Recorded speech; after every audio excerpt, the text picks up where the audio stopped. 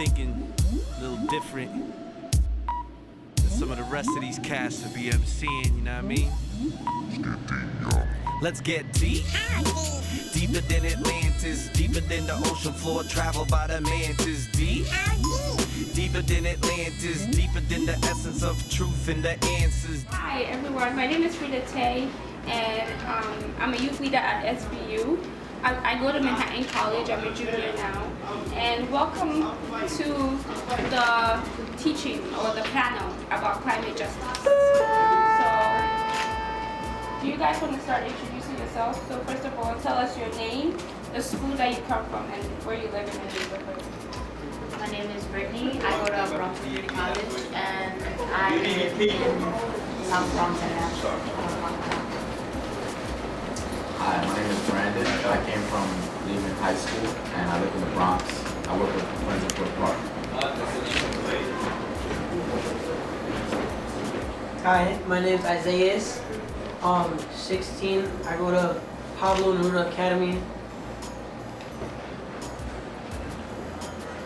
My name is Wahid. I'm 21. I'm part of the Northwest Bronx and the Clergy Coalition, Green Team. Okay. So can you tell us a 2-minute story of your own experience with environmental justice? All of you have to answer this. Sure, so I'll go ahead. So I live up by Fordham, and that's in the Northwest Bronx. And my story basically is, I got involved in environmental justice really early in life, I would say. So environmental justice has somehow developed my career pathway without, me even knowing it. So I got involved with environmental justice at a young age, and I see it as an opportunity to not be like the rest of the youth in my community. The rest of the youth that, drop out or chill on the corner or deal with drugs or, just care about, being in a relationship and not caring about nothing else. So it gave me something to concentrate on, something to be concerned about. Not to mention, living in the Bronx, we always get the crumbs at the bottom of the barrel. We never get what we rightfully deserve. So, to be brief, that's my story.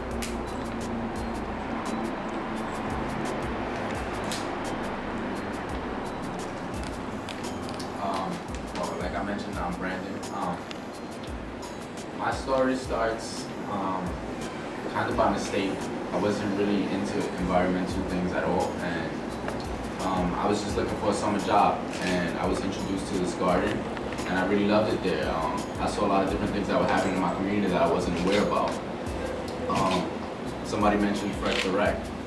They are a company that was trying to move to my community, right a few blocks where I live at, and they just wanted to, have a big business and distribute food around, make money, and that's all they're worried about. But a lot of people where I live at see a bigger picture, and unfortunately where I live at in the Bronx, it's a high asthma rate, actually the highest asthma rate. So that's what I'm doing, and trying to, fight against, trying to make a big, trying to just focus on something and get other youth involved for a bigger picture, just fight for a cause, a greater cause.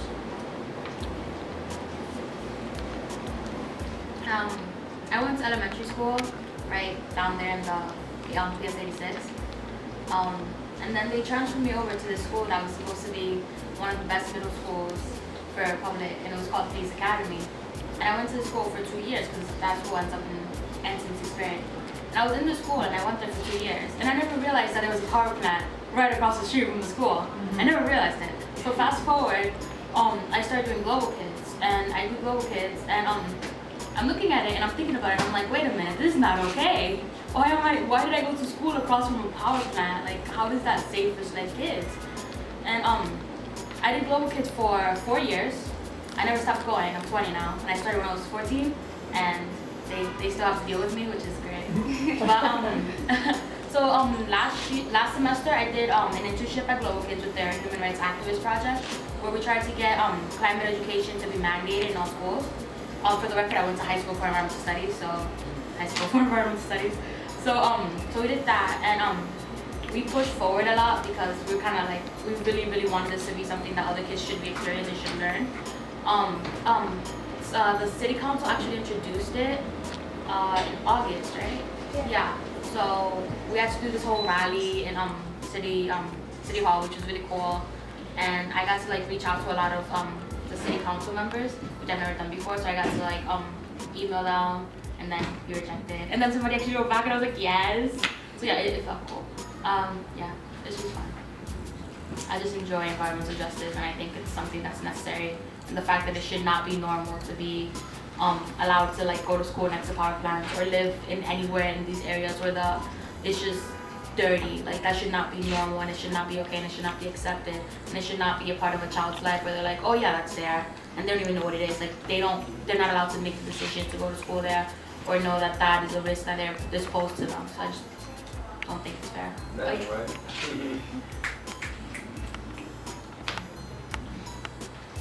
So again, my name is Isaiah. Environmental justice is a really big part of my life. Like when I was younger, like I didn't really care about anything. Like my favorite words was "I don't care."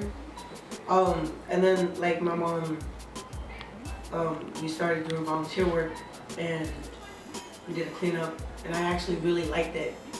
So that was like kind of like my outlet to like be myself and like learn about where I come from and where I live, how to preserve it, how to make it better for me and the people around me. So if I don't know what would happen if we didn't do volunteer work. Great, thank you guys. So the next question would be, what is the difference between climate justice and environmental justice? What is yours? What do you think is the difference between climate justice? Yeah, anybody can go.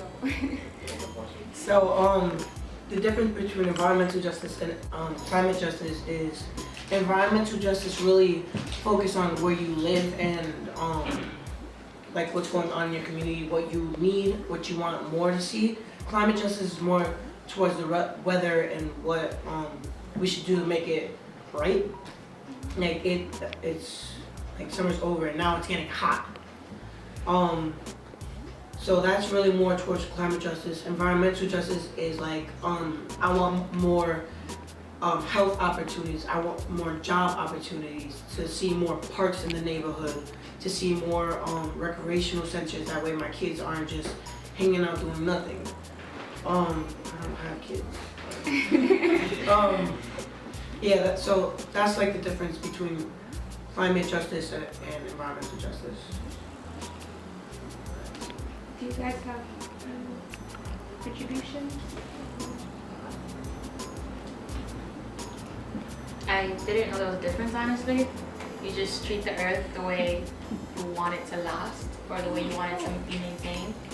And I also found that maybe like if you really need, I would think that environmental is more like a now thing. Climate, since it's always a long period of time, so it's like the environmental justice, what you do now, and the climate justice is what follows after, because it's a prolonged period of time. That's about it.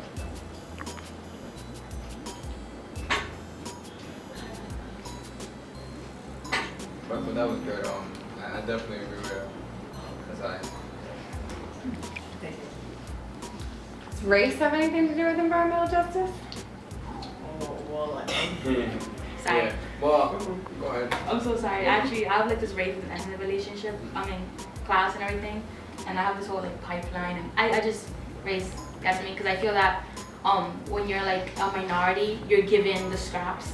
So like in a way, like the Bronx was burned down at a certain point, and then we get the Bronx. So it's like I find that the people that are in impoverished situations or they're minorities, they're gonna end up being handed a planet worse before everybody else is. Like other like developing countries, they're gonna have the problems are gonna come in first before they hit us.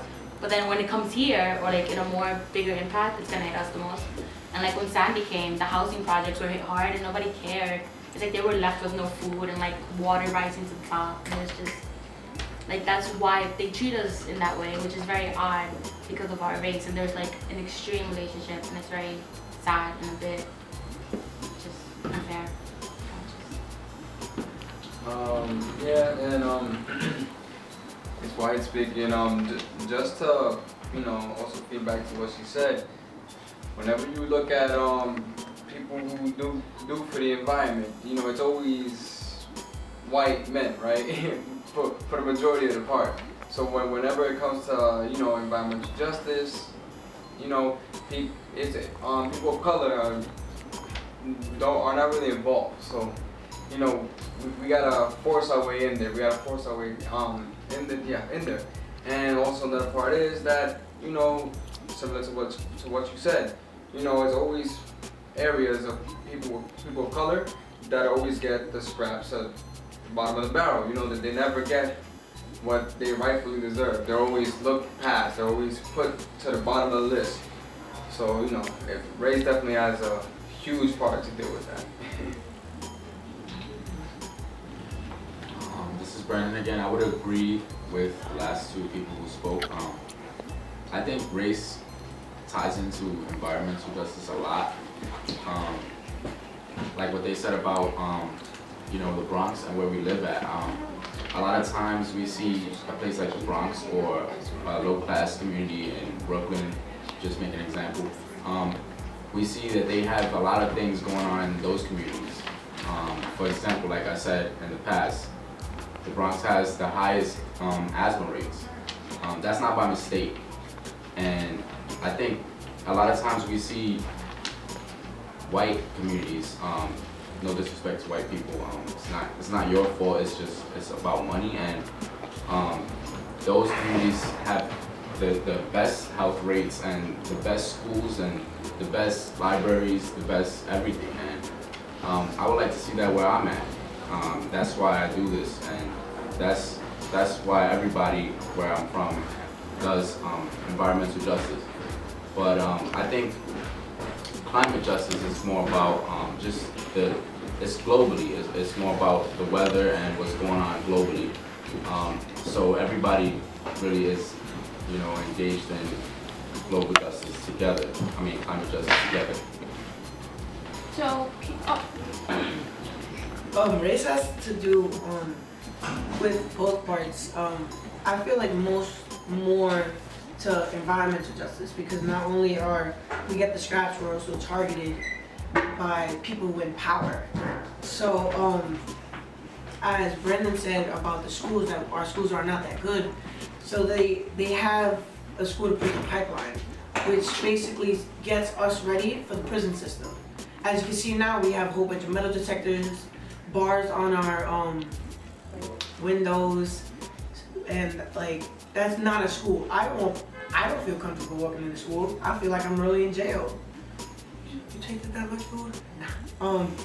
So race also has to do with a lot of that, because I don't think if I went to a very good school where it's very expensive, I don't think I would see bars on the windows or scanners or more than 20 security guards just waiting, looking at me, targeting me. I'm just sitting there saying, I'm waiting for you to slip up. So I feel like race has to do a lot for environmental justice. For climate justice, I feel like wherever there's good weather, it's more paid to where you live. So let's say I live in an area that's not very, like, it's hot the next day, cold the next day, and then I live somewhere that's just very warm and calm. That's a price difference. And minority people doesn't make much money, so we have to go to the hot, cold next day, raining next day, sunshine. So I feel like it falls into both. do you have anything? Okay. So if you had one proposal for the government regarding climate change, what would it be? And this question is specifically for Brandon and Will. Could you repeat that, please? Sure. If you had one proposal for the government regarding climate change, what would it be? Oh, well, if I had a proposal regarding climate change, I would definitely want to see more gardens. Not just for the government here in America, but for all governments all over the place, all globally. We need more gardens everywhere. I mean, it's great when you be in the environment and you just feel what the trees are doing for you, you know, what water does for you, you know, just what air does for you. It's really great to see how you feel in the environment. You have to be in it, and when you feel that, you feel a sense of peace. I think we need more gardens everywhere. Do you guys want to add anything? If I had to like make a proposal to the government, I would like ask for like more gardens and more backup plans for national disasters such as Sandy, because we weren't ready for Sandy at all. Like there was places that had complete blackouts, couldn't do anything to go get food or none of that. Like and also medicine is a big problem too, because most of us have diabetes and we need our insulin. So if the first floor is flooded, how am I supposed to get my medicine? And like I feel like not a lot of people notice that. For the blackout problem, I feel like people they should have solar panels, because like we need to pay for Con Ed, but like really we don't need it because the sun is right there. We have technology to take sunlight and use it for energy, and that's green. That's good. Green good. So I feel like we need more parks, more community gardens, more outside space, backup plans, and especially solar panels. Definitely. Well, I hate speaking. I would just like to add. I would like to propose that you know, that they support more like as far as teaching in schools for like, you know, young people in middle school and high school, because you know those are gonna be the future leaders. So if they know about climate change and then they know about environmental justice and climate justice, then they know what steps to take in order to prevent another Hurricane Sandy or Hurricane Katrina or another natural disaster. So, you know, that's why education is so important. That's why teaching the youth is so important, because if you teach the youth will teach their parents, because they don't want their parents to be out of the loop. And that's speaking from experience, from my personal experience.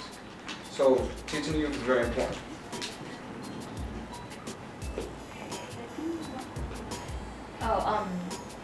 Yeah, I'm usually behind climate education, which is why we did the campaign last semester at Global Kids, because we found that you can't really ask people to do anything if nobody knows what's going on. If people don't know there's a problem, they're not going to go out and find a solution. So, you know, if it's not broken, don't fix it. But if they need to know at this point, because there is a problem and a solution kind of is necessary right now. So yeah, so climate education is, in my opinion, the way to go, and should be mandated in all schools, K through 12. Yeah, I totally agree, because I'm a bio major in college, and even like when I took ecology, they didn't really teach about climate justice. It was just like the last chapter of the textbook, and we didn't spend much time on it. We just like had to read it on your own and, you know, just pass the exam. That was all. We didn't actually like sit down and go through it. And you think that if you're gonna be a future biologist who's gonna change the climate, you know, you should know stuff like this. So the next question is there a connection between climate change and policing? Is there a connection between climate change and policing? Do you guys think? Between climate change and policing?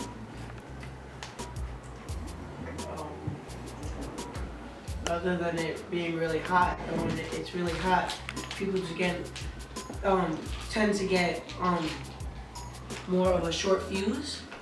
So when it's very hot outside, I've seen that there's more police because everybody has a short fuse.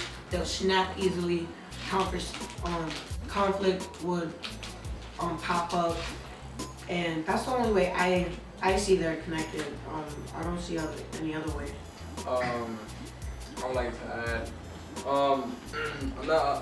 it definitely is connected, because if you think about it, right? Now, people of low income, whenever it's hot outside, they're not gonna spend their time in the house, because whenever in New York City, whenever you use the air conditioners, the Con Edison bill, it goes skyrocketing because Con Edison takes advantage of the fact that it's summertime, so they put their rates up. So what does that do? That leads more people to go outside.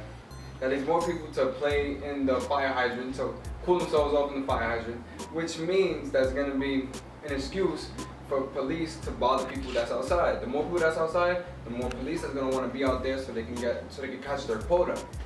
So, just wanted to add that connection right there. Does the audience have any questions?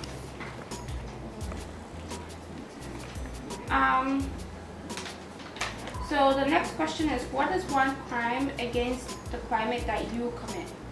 So one thing that you do against the climate.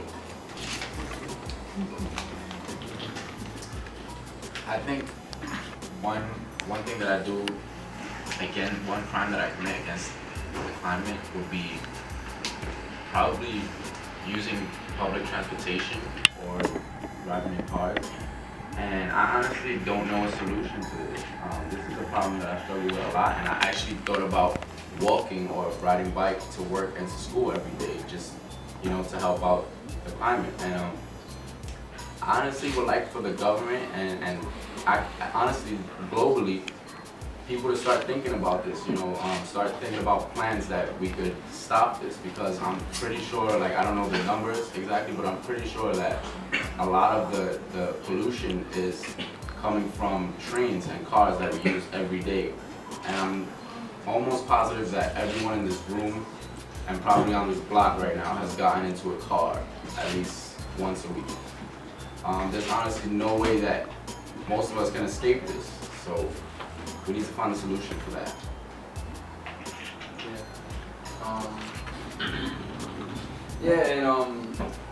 Just to talk briefly on the last question you had, Frida. Like, let's take Ferguson for example. What's happening down in Ferguson? Now, a lot of police brutality is happening over there. That's exactly why, the event that's happening there is happening, because of police brutality. So if more people are outside, that means the chances of somebody to get shot is higher, because there's more people outside, more police to get on them, and more police to abuse their authority. And sorry, can you repeat the question that you just asked? What is one crime that you've committed against the climate or against the environment? One climate that I've committed against the climate. Crime that I've committed against the climate. Robbery. Against the climate. Really gotta think now. I do have to admit that I could compost more, and the reason and the fact that sometimes composting can get a little smelly, or sometimes you can get lazy in your composting. It's just easier to throw it in the trash. So that is a crime that I have committed. So gotta be honest, I should be composting more. Okay. You guys have you committed a crime or no? You guys? Okay. No, I haven't committed a crime.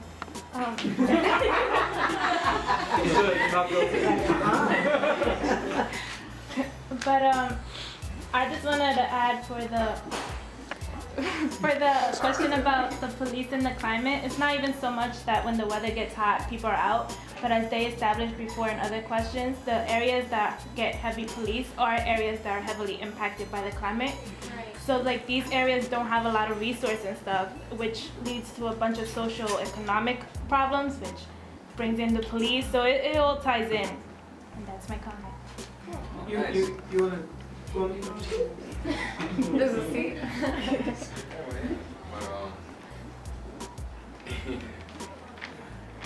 Alright.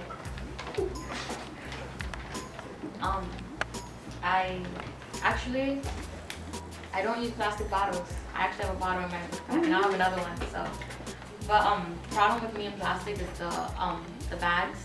Like I have reusable bags. It's just I only keep one on me, and I use that for my water bottle. So I use too many plastic bags, and that's my crime, which I should figure out how to like manage that. I haven't gotten onto it. This is Bring Your Own Bag Week. For those of you who don't know, it's a whole challenge the entire week to see if you can not use a plastic bag for the entire week. Big challenge. I don't think I will. Phil. Start today. One thing that I guess I'm guilty of. Is like when I brush my teeth, I leave the water on. No. God. And like when I'm washing the dishes too, like I don't gotta, while I'm washing it, like the water's like right here and I'm just like in there. So like while I'm washing it, I can turn it off and turn it back on. But like, I don't know where that comes from. Yeah. Yeah, I would say my crime is that I take long showers. Yeah, that's like one thing. Worse. Like an hour. So the next question is, there is a Sunday Relief Summit coming up to make a city plan for hurricanes and natural disasters. What do we need to do to prepare ourselves? I guess we guys already answered.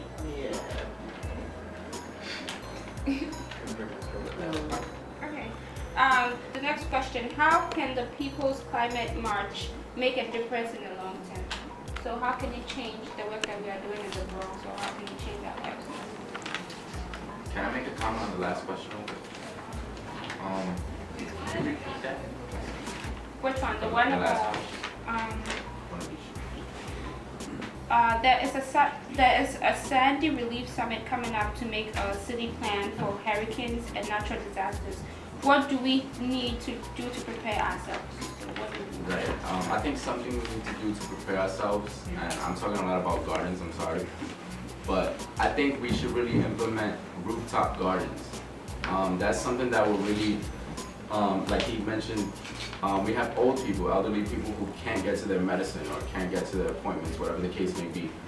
Children who can't get to school if it's Hurricane Sandy again.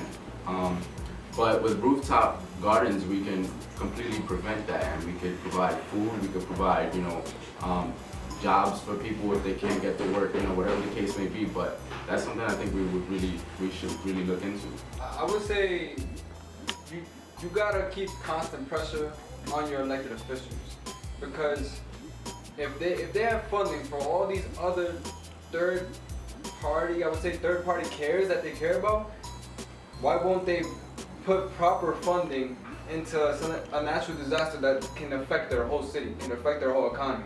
When Sandy hit, the MTA was down for like a week.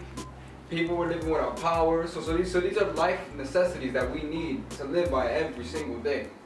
So why are they funding other things like, let's say, metal detectors in schools or stop and frisk? Instead of funding stuff like that, they should fund stuff that's gonna be prepared. What is it? The natural disaster preparedness. Prepare for that. To piggyback off of both of them, I feel like we need to look more to green infrastructure. So like rain barrel systems, rooftop gardens, dips, that way the water can go there other than in the streets. More trees, stuff like that can absorb the water just like, yeah. Do you have anything to add? I just find that what we really need is just like kids inside the house, because people need to know they need to have like water, they need to have flashlights, they need to have batteries, they need to have radio, they need to know they have to have these things in the house. And like there should be some sort of like movement to make sure people like secure themselves and their livelihood, because sometimes other people are not gonna do it for you. Yeah, to add to what she said, I think it's very true, because sometimes we as New Yorkers, we think that we are invincible, like nothing could touch us. Even when they were telling some of the people to like get out of your homes when Sandy hit, we were still there. And I feel like we need to educate ourselves about having like flashlights and food and water just in case, we never know what's gonna happen. So yeah. And the last question. Well, so the second question was, how can the People's Climate March make a difference in the long term?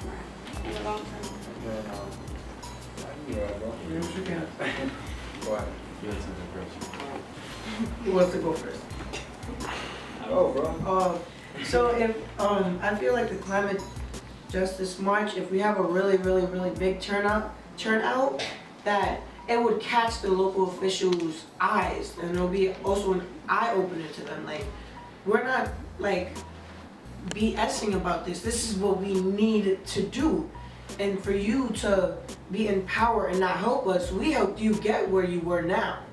So if you say, I'm gonna put more parks while we're voting for you, and then when you get there you're not, that's like a no-no. So like, I feel like if we have a big turnout, they're really gonna open their eyes and be like, they serious, let's help them out. Yeah. So it's Wahid speaking. I just want to add, the fact that, see, similar to what he said, if we have a big turnout, and us, right? Now this is a march where the youth are gonna be in front. They're gonna be in front. They're gonna be the leaders, the spearheaders of the march. So that should give a wake-up call to the rest of the youth. Like I've been emphasizing for the whole panel, youth. So it's gonna, now word's gonna spread like wildfire. It's gonna hit local news and national news. So it's gonna bring awareness. Like, listen, we are youth, and it's gonna let the other youth know we gotta get involved with this because it's gonna be our future. We are gonna face the future natural disasters gonna happen. We are gonna be the people that are gonna be at a disadvantage when stuff really hits the fan. So that's the thing. It's like each one teach one. An old saying back to 50s and 60s. Each one teach one. We gotta teach one another. And the more people that know about this, the bigger the movement can be. And like I said before, the youth will teach the older people if the older people do not know. So that's all.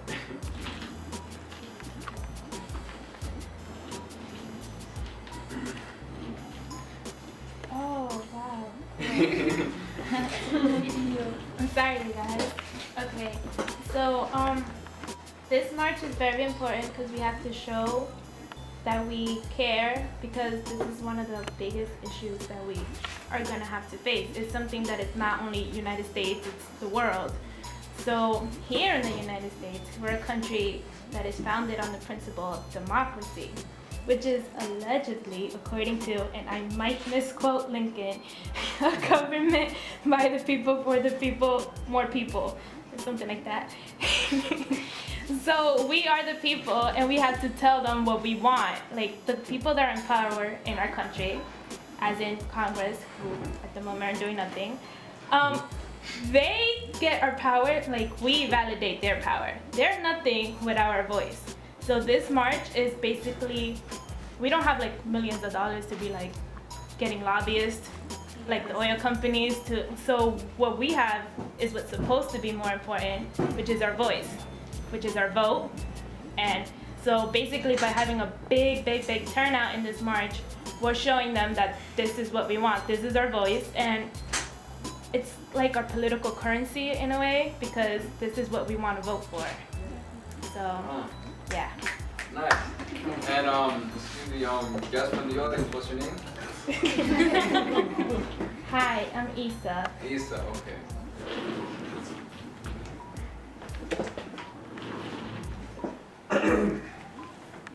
Okay. So, how can young people get involved, have their voices heard, and make a change? Join Global Kids. What is it? Tell us. Global Kids is it's an after-school program that raises social awareness, and it teaches you about human rights issue, and just it like opens like the doors to a different world. 'Cause like when you're in New York City, you're like, hey, the Bronx, Manhattan, Brooklyn, but then it's like when you go in, you get to like see the world through a different lens, and it's not just like a New York kind of thing. It's more like you become like a world citizen instead of just a United States citizen. I've been there for too long, so I really like it there. And like I joined freshman year, and then like I grabbed the hostage, and I made her come with me. And see, now she likes it just as much. So Global Kids is great. Or programs like it, honestly. There you go. Programs that like encourage leadership and encourage involvement in like youth. That's my 2 cents. Right, to add on to that, Actually, to answer the last question, I think what the march can do really, and how can we help for the future with this march, I think we need to get more youth there. And Wahed keeps emphasizing on the word youth, and I agree with that. I think the youth is not only the future, but they are the present. And I'm talking about children from the ages of 5 to 10. They are who is gonna be here when we're old, and they're gonna experience the new world, the world after what it is we're fighting for right now. So I think we need to get more youth there, and on this question, I think what the youth can do to get involved and to help out now, I think they just need to start teaching other children in their schools and in their families. They need to start encouraging their parents to really start diving deep into this thing, and they should be encouraged to start their own programs, like what she mentioned. Be encouraged to talk about some of these global climate change issues and whatnot. Just start your own programs, talk about this, be aware, learn, and we can start to see some change like that.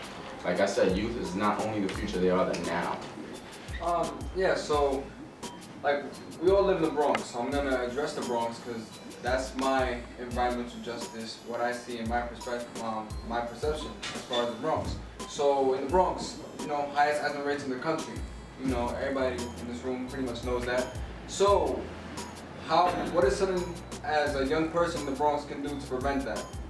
Now, you notice young people now have asthma, which was rare decades ago. Now, young people are getting asthma. Even babies with asthma. I'm sorry, it still sounds crazy to me.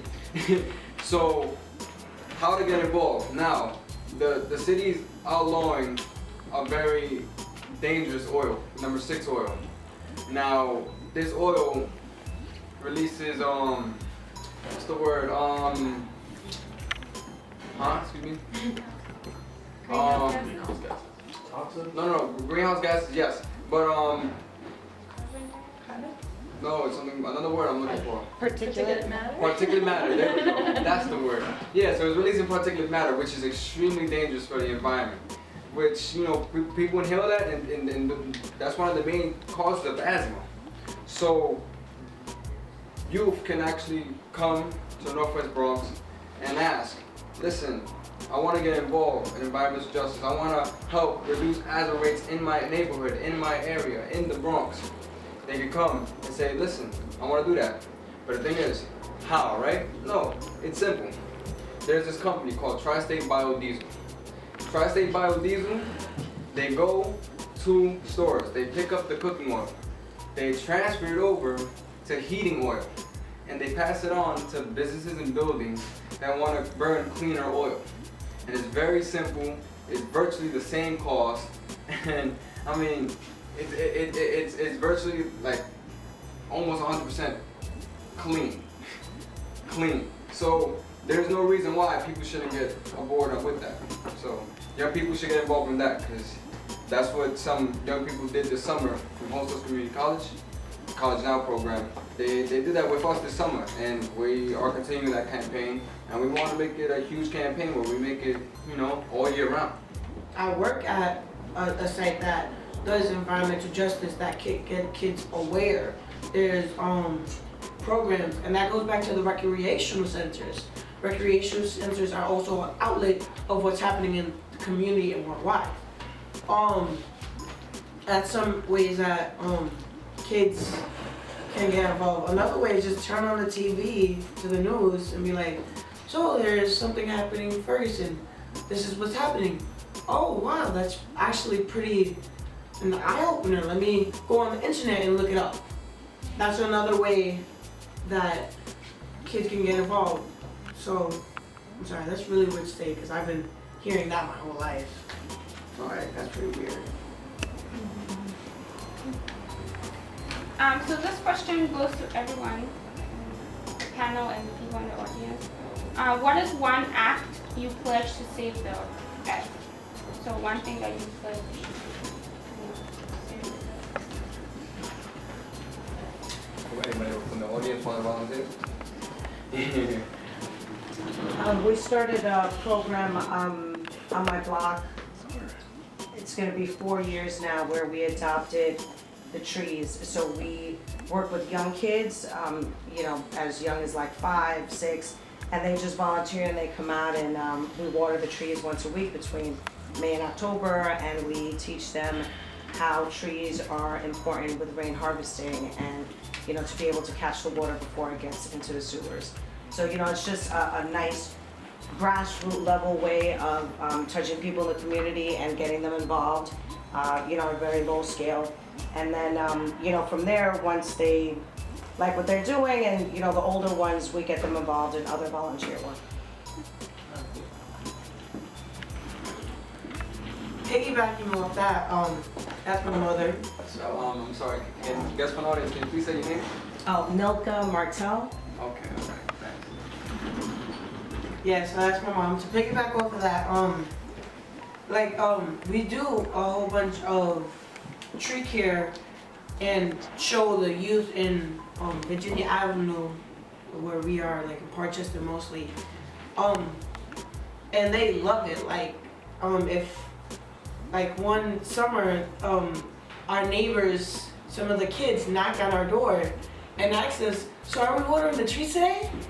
And we're like, "We have something to do." But it shows, like, even if you don't think they're noticing it or enjoying it, that you really don't know until they come to you again and say, "So when are we doing it? I'm really excited. Is it next week? When is it?" So like, it's really awesome. Hey, Wyatt. I pledge to practice what I preach, and that is to teach.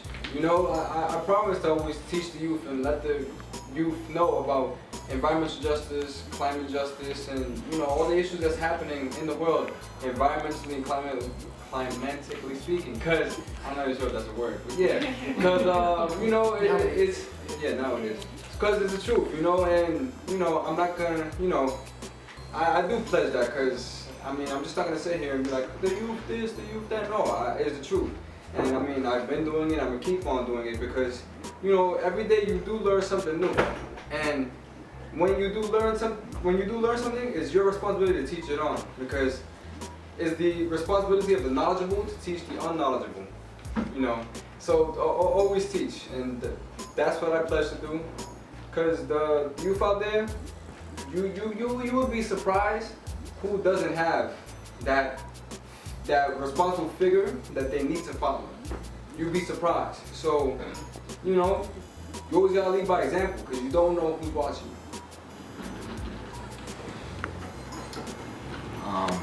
I would agree with Wahed. I feel like you always want to practice what you preach. So I would promise always to, you know, teach the youth that I know about environmental justice. But if there was something that I had to pledge for, I think I would pledge to plant at least one tree every year. Because trees, if you didn't know, they take thousands of pounds of nasty stuff and gases and hydrogen and greenhouse, everything out of our air.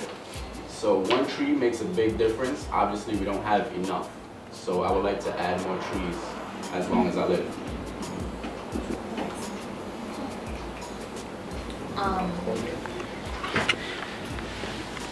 My pledge would just be to just continue to stay involved and not, you know, let it die down as like a young fad kind of thing that I had. But yeah, that would be it. It would just be to continue to work. We have about 39 trees adopted. Is that just on our block? Yeah. Wow. Yeah. Don't ask us about the parts we adopted either. Yeah, we also maintained 53 trees at Concrete Plant Park 2 summers ago, and last year we did Friends of Starlight Park and took care of, I think it was 160 trees at Starlight. I've been on canoes several times and I love it. Like, if you haven't been on a canoe I don't want to talk to you. That's a little OD, but like you need to go on a canoe. It's fun. Like everybody from my school, I'm taking there. Yeah, no, and I was just like to piggyback off what you said, like, you know, actually living in the Bronx, like, I wasn't really into like boats and canoeing. You know, I kind of saw Titanic at a really young age. I wasn't, you know, so, well, I'm born and raised in the Bronx, so it's like you living in the Bronx and then you go out to go canoeing in the Bronx River, and it's like for me, it's like I'm getting out of the hood to canoe in the local neighborhood, and in the local river that nobody really looks at, thinks about, knows that's there. It's like it's invisible. So I'd like to introduce Lily Molina. She's with Greenpeace, which you may have heard of before, but she's doing her best to, she's here today with art project that you're going to be able to get involved with. So Lily, why don't you tell us what you got going on back there? Good evening, everyone. Behind these doors, these magical doors, we have some sunflower stencils set up for you all. Ooh. And do you all know what the power of the sunflower, besides like it reaps awesome edible seeds that you can chew on while you're in class? Every day. Yes. I get them before I go to school. What other cool thing about the sunflower? I Yes. think they're like a detox for soil. Exactly. So the sunflower has been picked as like the symbol for the climate justice movement, and the climate justice movement is made up of beautiful people that look just like you all, that have been, you know, living and battling against all these toxic industries in our communities that are also contributing to climate change. So we're the most affected and the least responsible, right? And so the sunflower is a symbol of resilience and how something so beautiful and so simple can actually clean up the soil. Yeah, so like I said before, as a future biologist, I pledge to actually get to know my environment and, you know, get my hands dirty instead of just sitting in a lab and, you know, predicting stuff, to actually go outside and get to know the beautiful, you know, world that God has created. Deep underwater, deep where submarines, octopus, and artists opt to live and swim. Watch the sharks fin, sharp grin, bite. Life ends, life begins in the water. Don't pretend the ocean ain't the embryonic fluid you oughta. Let your mind swim in the signs of the times. Metaphysically, I spit liquid rhyme. Let's get deep. Deep underwater, deep like hip-hop roots. Slaughter, triangle, slave trade, horror, mangled and raped. Some jumped overboard as a means of escape. Some still debate this Holocaust of race. Why so much hate? Hold up, wait. Don't forget about the wealth it creates. What you say? Money for the wealthy estates. Let's get deep. Deeper than Atlantis, deeper than the ocean floor traveled by the mantis. Deep. Deeper than Atlantis, deeper than the essence of truth in the air.